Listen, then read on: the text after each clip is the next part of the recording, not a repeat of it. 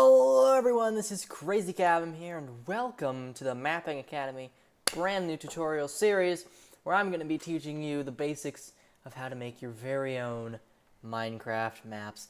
That is correct! So, in this series, we're going to go over commands, how to do commands, we're going to go over builds, some basic building techniques, and we're going to go over storytelling and story writing.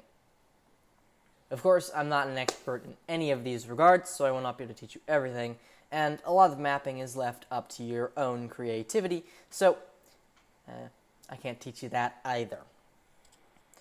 Anyway, let's get started and head right in. Today, we are going to be looking at basic command structure, as well as some basic commands. So, commands are broken up into three parts, or at least that's how I would like to say they are broken up. First, you have the slash. Now, this tells the game that anything after this slash is a command and not just you trying to say something. Then you have the command. In this case, it's only one word, but in some cases, like execute commands or effect commands, it's multiple words long. And then after that, you have the content of the command, or in this case, hi. Now this is, in some commands, whatever is after the command. So like and say hi, I can just like, hey, welcome to my new world, yay.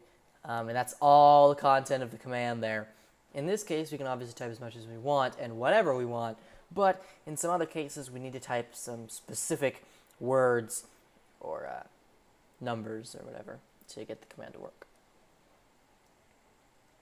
So yes, that is basic command structure. You have your slash, your command, and then your content of the command.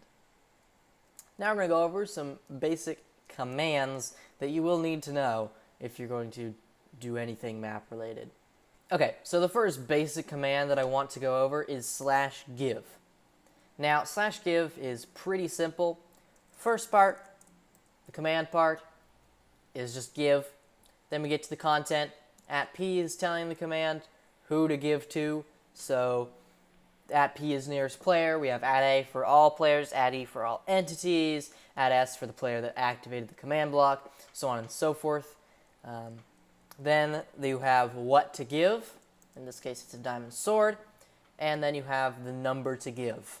So if we run this command, we'll get 1 diamond sword. Since there are no other players on, if I did @a, I would still be the only one to get 1 diamond sword. However, if we did have another player on, that player would also get a diamond sword. If we did @e, all entities would get a diamond sword, but there are no entities in this world currently besides me, I think. And that wouldn't particularly work because there are some entities that cannot be given things. So yeah, that's that. The second basic command that I want to explain that is essential to all map making is /effect. /effect is a little different, and I mentioned this earlier, but the actual command portion is 2 words long.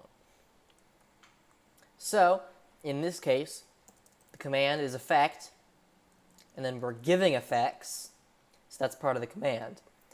We could also say /effect clear, and that would instead change the command to clear effects, but we're going to keep it to give. Then you have your selector. We're giving everyone, and we're giving them all blindness. Now, for now, I'm not going to be worrying about seconds or amplifier. I will explain these in much more detail later when we get into more advanced command things, when I start explaining specific commands more. But if we were to hit this button, we get blindness. Isn't that cool? We get it for 30 seconds, and that is the default time. And then if we wanted to get rid of that effect, we would type /effect clear @a, and then we can clear a specific effect, or we can just clear all effects. The next command that I want to explain to you that is essential to map making is /Gamemode. Now, /Gamemode is pretty basic. You have first the command /Gamemode. Then you have the game mode, which is in this case adventure, And if you're running it in a command block, you need to specify a player. If you're running it in chat, you don't need to, and if you don't, it'll just change your game mode. So in this case, we're going to change everyone to adventure, and boom, now I'm in adventure mode. But if I wanted to change back into creative, I could just type game mode creative in chat, and I would be back in creative. You cannot type just /game mode adventure or just /game mode creative or whatever in command block. It won't run correctly. The next essential command I want to explain, I know we're kind of jumping around here on this line of command blocks, but don't worry about that. I had them set up in a weird order. I don't know why I did it that way. But the next essential command that I want to explain is /clear. Now /clear is pretty basic. You can even run it just as /clear, and it'll just clear, but you can only run that in chat. If you're running it in a command block, you want to do /clear, then you want to select the player that you want to clear, and if you want, you can select the item to clear. We're not going to worry about that. So if I run this command, and I'm not going to because I have a lot of good stuff in my inventory, so if I ran this command on me, I would all of the items would be removed from my inventory. Now the next command is /spawnPoint, which is essentially a replacement for using beds to set player spawns. If you want to do this command, you simply run /spawnPoint. It's pretty obvious. Your selector, that is not how you do selectors, and then the coordinates. We're going to set our spawn point to right where the command block is, which is this, I think. And that's that. Now, if I press this button, I activated the clear command, but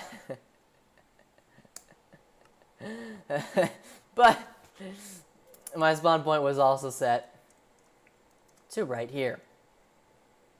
Alright, now for the final command that we are going to be doing today is /setBlock.